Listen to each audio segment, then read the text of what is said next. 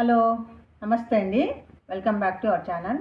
ఈరోజు మన ఛానల్లో తొలి ఏకాదశి ఎప్పుడు వస్తుంది, తొలి ఏకాదశికి ఉపవాసం ఎలా ఉండాలి, నైవేద్యం ఏం చేసుకోవాలి, పూజ ఎలా చేసుకోవాలి ఇప్పుడు చెప్తానండి. తొలి ఏకాదశి 2025లో జూలైలో 6వ తేదీ ఆదివారం అండి తొలి ఏకాదశి వస్తుంది. తొలి ఏకాదశి రోజున తెల్లవారుజామునే తలస్నానం చేసుకొని ఉపవాసం ఉంటామని మనము సంకల్పం చేసుకొని శ్రీ మహావిష్ణువుకి మనము పూజ చేసుకోవాలండి. పూజ ఎలా చేసుకోవాలి ఇప్పుడు చెప్తాను నేను. ఆషాఢ మాసంలోకి వచ్చే ఏకాదశినే తొలి ఏకాదశిని అంటామండి మనము. అది శయన ఏకాదశిని కూడా అని పిలుస్తాము. ఈ ఏకాదశి మనకు ఆషాఢ మాసంలో శుక్లపక్షంలో వస్తుందండి. తొలి ఏకాదశి అని మనం ఎందుకు అంటామంటే ఆషాఢ మాసం అంటేనే దక్షిణాయనం ప్రారంభం అవుతుందండి. దక్షిణాయనంలో వచ్చే మొదటి పండగే తొలి ఏకాదశి అండి. తొలి ఏకాదశి అంటే పండగలు ఎంట పెట్టుకొని వస్తుంది అని అంటాం కదా, అట్లా అనమాట. విష్ణుమూర్తి యోగ నిద్రలోకి వెళ్తారండి ఈ రోజున. కాబట్టి దీనిని శయన ఏకాదశి అని కూడా పిలుస్తామండి మనము. జొన్నలు తీసుకున్నానండి తొలి ఏకాదశికి పాలపిండి తయారు చేసుకోవడానికి. ప్రసాదంగా జొన్నలు తీసుకున్నాను ఒక పావు. ఇవి చాట్లో వేసుకొని పెరుక్కుందాం ఫస్ట్.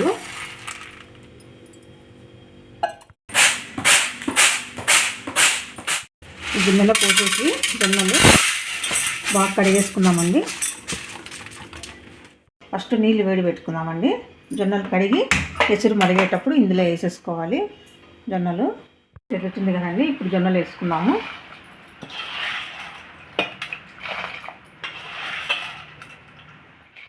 ఇప్పుడు బాగా మరుగుతున్నాయి కదండి, జొన్నలు కూడా బాగా ఉడుకు పట్టింది కాబట్టి ఇప్పుడు స్టవ్ ఆఫ్ చేసేసుకొని ఆ నీళ్ళన్నీ వంచేసుకుందాము. ఇప్పుడు ఇట్లన్నీ ఈ స్టెయినర్లో వేసుకొని నీళ్ళన్నీ ఒడిచిపెట్టేట్లు పెట్టుకుందామండి. చల్లగా అవుతుంది, నీళ్ళన్నీ ఒడిచిపోవాలా. ఇప్పుడు ఇట్లా క్లాత్ మీద చల్లార్చుకొని ఇట్లా క్లాత్ మీద పోసుకొని ఆరబెట్టుకోవాలండి. ఒక నైట్ అంతా ఆరిపోవాలి ఇవి ఫ్యాన్ గాలికి. ఒకరోజు ముందే మనం రెడీ చేసి పెట్టుకోవాలండి. ఇట్లా నైట్ అంతా ఆరబెట్టేసి పెట్టుకోవాలి. కొంచెం కడాయి పెట్టుకున్నాం కదండి, హీట్ ఎక్కింది. జొన్నలు వేసుకున్నాము. జొన్నలు ఒక నైట్ అంతా ఆరబెట్టాలన్నాం కదా, ఒక నైట్ అంతా ఆరిపోయినాయండి.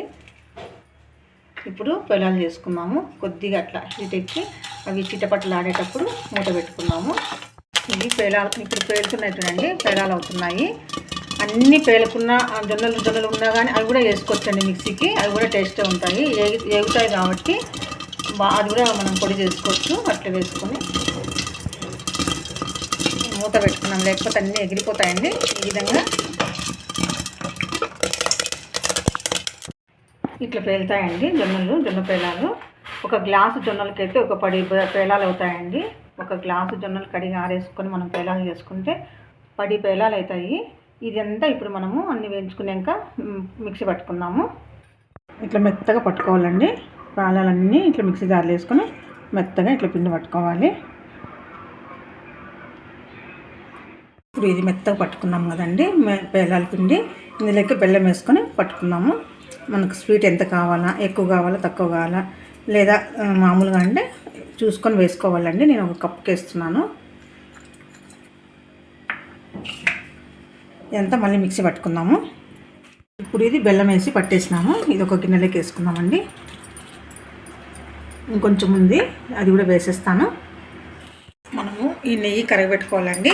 గట్టిగా ఉంది కదా, నెయ్యి కరగబెట్టుకొని ఆ పేలపిండి మిక్సీ పట్టుకున్నాం కదా, బెల్లము పేలాల పిండి అంతా ఇది అందులోకి వేసి మనం ఉండలు కట్టుకోవాలండి. లడ్డులాగా తయారు చేసుకోవాలి.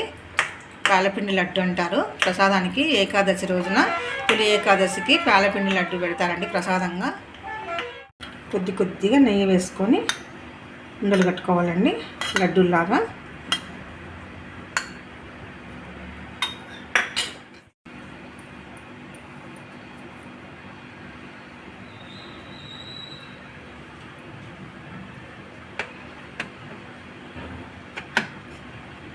ఇట్లా లడ్డూలాగా చేసుకోవాలండి.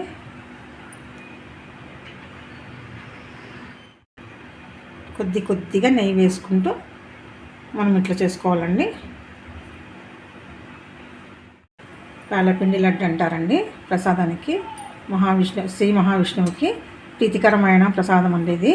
పాలపిండితో లడ్డూలు చేయడము తొలి ఏకాదశికి ఈ విధంగా చేసుకుంటే చాలా మంచిదండి. జొన్న పేలాలతో లడ్డు చేసినాము. ఇవి ఇట్లా చేసుకోవాలండి. ఇందులోకి నేను జొన్న పేలాలు బెల్లం మాత్రమే వేసినాను. మనము పిల్లలు కూడా పెట్టచ్చండి, చిన్నపిల్లలకు ఇవి చేసి లడ్డు. దీంట్లో మనం జీడిపప్పు వేసుకోవచ్చు, బాదం పప్పు వేసుకోవచ్చు, పుట్నాల పప్పు వేసుకోవచ్చు, ఎండు కొబ్బరి అయినా వేసుకోవచ్చు, పల్లీలు వేసుకోవచ్చు, ఏవైనా వేసుకొని నువ్వులు ఇట్లాంటివన్నీ చేసి పిల్లలకు పెట్టచ్చండి. ఇది ప్రసాదానికి మాత్రమే నేను నెయ్యి, బెల్లము, మామూలు ఇది జొన్న పేలాలతో చేసినటువంటివి ఈ లడ్డూలు ఈ విధంగా చేసుకోవాలండి. తొలి ఏకాదశికి జొన్న పేలాల లడ్డులు. తులసి మాల కడుతున్నానండి. స్వామికి వారికి తులసి దళాలంటే చాలా ఇష్టం కాబట్టి తులసి మాల దండగా కడుతున్నాను. తులసి ఆకులతో అర్చన, తులసి పూజ అంటే చాలా, తులసి అంటే స్వామివారికి చాలా ప్రీతికరమైనది కాబట్టి తులసి మాలను అల్లుతున్నాను.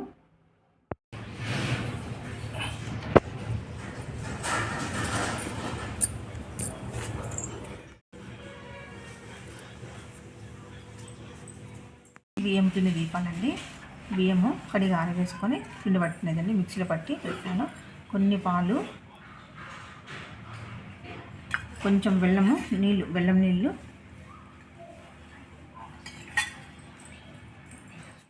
కొంచెం అరటిపండు. దీపాలకండి విరిగిపోకుండా వస్తాయి. ఇట్లా అరటిపండు వేసుకొని పెట్టుకుంటే. బెల్లం నీళ్ళు, పాలు, అరటిపండు, కొద్దిగా నెయ్యి అండి, కొంచెం నెయ్యి అండి. ఇవన్నీ కలుపుకొని దీపాలు చేసుకున్నాము. ప్రమిదలు, బియ్యం పిండి ప్రమిదలు అండి. మన ఇష్టం 5, 7 లేదా 11 అట్లా చేసుకోవచ్చండి. ఏకాదశి రోజు బియ్యం పిండితో దీపాలు పెడితే మంచిది. దీపాలండి ఈ విధంగా చేసుకోవాలి. ఇరిగిపోకుండా వస్తాయండి. పాలు, బెల్లము, నెయ్యి, అరటిపండు వేసుకుంటే బియ్యం పిండిలో బాగా ఇట్లా వస్తాయి. మనం దీపం వెలిగించుకునే ముందు ఇట్లా కలుపుకొని పెట్టుకోవాలండి, లేకపోతే కొద్దిగా నెరించుతుంది. ఈ విధంగా చేసుకోవాలండి.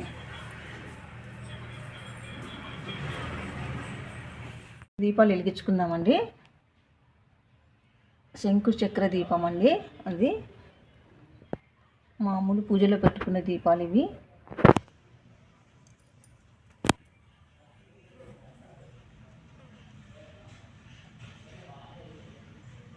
ఇప్పుడు పిండి దీపాలు కూడా వెలిగించుకుందామండి. 5 కానీ 7 కానీ 11 కానీ ఎన్నైనా మన ఇష్టం అండి. పిండి దీపాలు వెలిగించుకుంటే చాలా మంచిదండి వెంకటేశ్వర స్వామికి. ఏకాదశి రోజున మనము తలంటు స్నానం చేసి ఉపవాసం ఏ విధంగా ఉండాలంటే అండి, మనము ఆ రోజు వెల్లుల్లి తినకుండా, ఏదైనా అంటే మామూలుగా పాలు పళ్ళు తీసుకొని ఉండలేము అనే వాళ్ళు వెల్లుల్లి తినకుండా గోధుమ రవ్వతో ఏదైనా చేసుకొని తినచ్చండి. పళ్ళు తినచ్చు, పాలు తాగచ్చు. ఆ విధంగా ఉంటే ఉపవాసం చాలా మంచిదండి ఆ రోజున.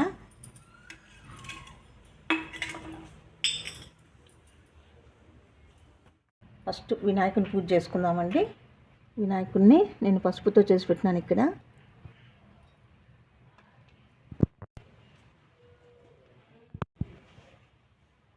వినాయకుని పూజ చేసేసుకుందామండి. రామరం విష్ణుం శశివర్ణం చతుర్భుజం ప్రసన్నవదనం ధ్యాయే సర్వవిఘ్నోపశాంతయే గజానన పద్మార్కం గజానన మహర్నిశం అనేకదంతం భక్తానం ఏకదంతం ఉపాస్మహే. ఓం సుమకాయ నమః, ఓం ఏకదంతాయ నమః, ఓం కపిలాయ నమః, ఓం గజకర్ణకాయ నమః, ఓం లంబోదరాయ నమః, ఓం వికటాయ నమః, ఓం విఘ్నరాజాయ నమః, ఓం గణాధిపాయ నమః, ఓం ధూమకేతురాయ నమః, ఓం గణాధ్యక్షాయ నమః, ఓం పాలచంద్రాయ నమః, ఓం గజాననాయ నమః, ఓం వక్రతుండాయ నమః, ఓం శూర్పకర్ణాయ నమః, ఓం హేరంబాయ నమః, ఓం స్కందపూరజాయ నమః, ఓం మూషికవాహనాయ నమః, ఓం సర్వపాప వినాశకాయ నమః, ఓం సర్వదేవత పూజితాయ నమః, ఓం మహాగణాధిపతే నమః.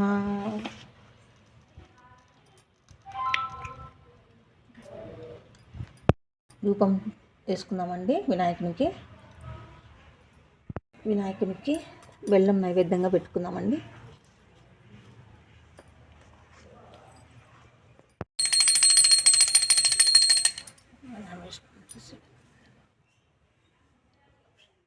స్వామివారికి గంధం నీళ్ళతో అభిషేకం చేసుకుందామండి.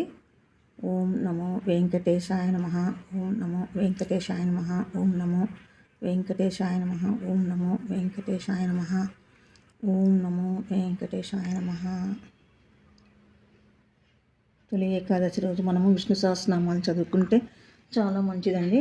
విష్ణు సహస్రనామాలు రాని వాళ్ళు ఓం నమో నారాయణాయ, ఓం నమో భగవతే వాసుదేవాయ అని చెప్పుకోవచ్చండి.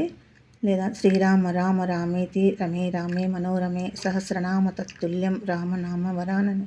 శ్రీరామ రామ రామేతి రమే రామే మనోరమే సహస్రనామ తత్తుల్యం రామనామ వరాననే అని 3 సార్లు చెప్పుకోవచ్చండి. చెప్పుకున్న విష్ణు సహస్రనామాలు చెప్పుకున్నంత ఫలితం వస్తుందండి. ఏది రాదండి మాకు చెప్పుకోవడానికి, అవేమి చెప్పుకోవడానికి రాదు అనేవాళ్ళు గోవింద గోవింద గోవింద అని కూడా అనుకోవచ్చండి. గోవింద నామాలు చదువుకున్న గోవింద గోవింద అని కూడా అనుకోవచ్చండి. స్వామికి ఏ పేరుతో పిలిచినా ఆయనకు వినపడుతుంది, మనకు కరుణిస్తాడండి స్వామి. ఓం నమో వెంకటేశాయ నమః. ఓం నమో వెంకటేశాయ నమః. ఓం నమో వెంకటేశాయ నమః. ఓం నమో వెంకటేశాయ నమః.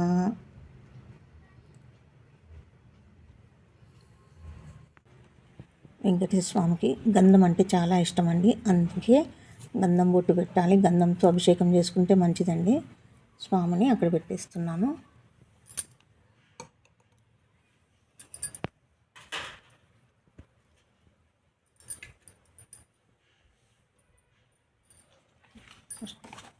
స్వామివారికి పానకం పెట్టుకుందామండి. పానకం ముఖ్యమండి స్వామివారికి. గోవింద నామం చదువుదామండి ఇప్పుడు స్వామివారికి. శ్రీనివాస గోవింద, శ్రీ వెంకటేశ గోవింద, భక్తవత్సల గోవింద, భాగవత ప్రియ గోవింద, నిత్య నిర్మల గోవింద, నీలిమేఘ శ్యామ గోవింద, పురాణ పురుష గోవింద, పుండరీకాక్ష గోవింద, నందనందన గోవింద, నవనీత చోర గోవింద, ప్రసుపాలక శ్రీ గోవింద, పాప విమోచన గోవింద, దుష్ట సంహార గోవింద, దురిత నివారణ గోవింద, శిష్ట పరిపాలక గోవింద, కష్ట నివారణ గోవింద, వజ్రమకటధర గోవింద, వరాహమూర్తి గోవింద, గోవింద హరి గోవింద, గోకుల నందన గోవింద, గోపీజనలోల గోవింద, గోవర్ధనోదర గోవింద, దశరథ నందన గోవింద, దశముఖమర్దన గోవింద, పక్షివాహన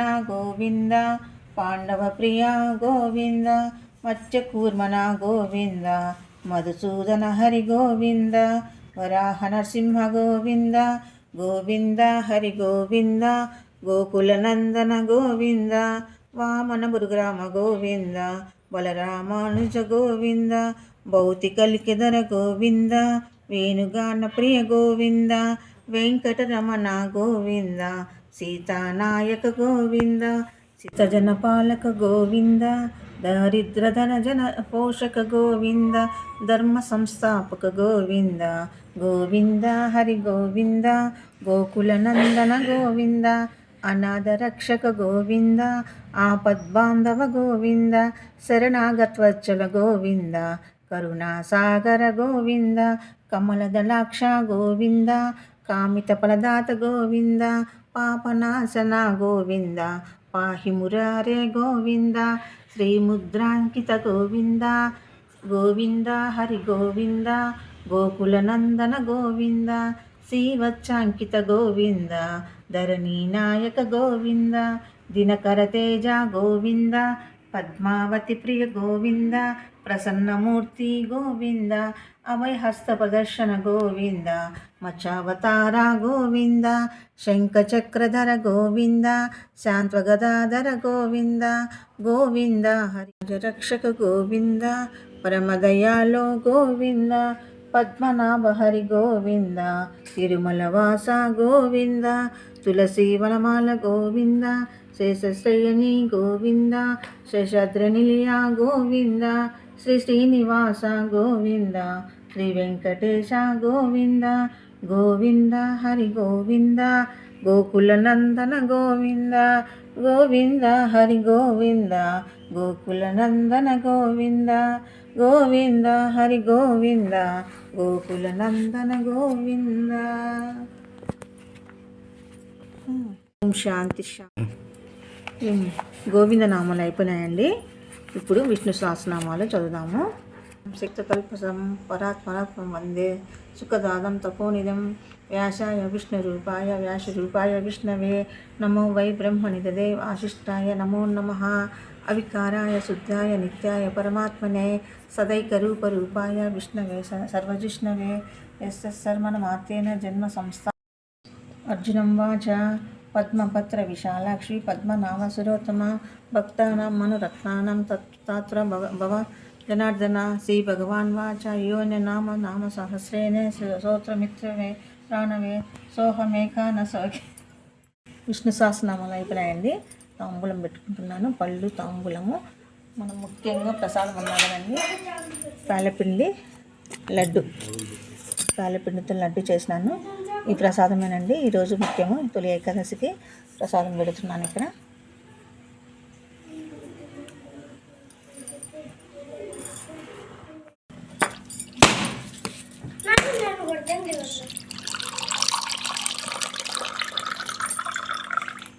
ఇంకోటి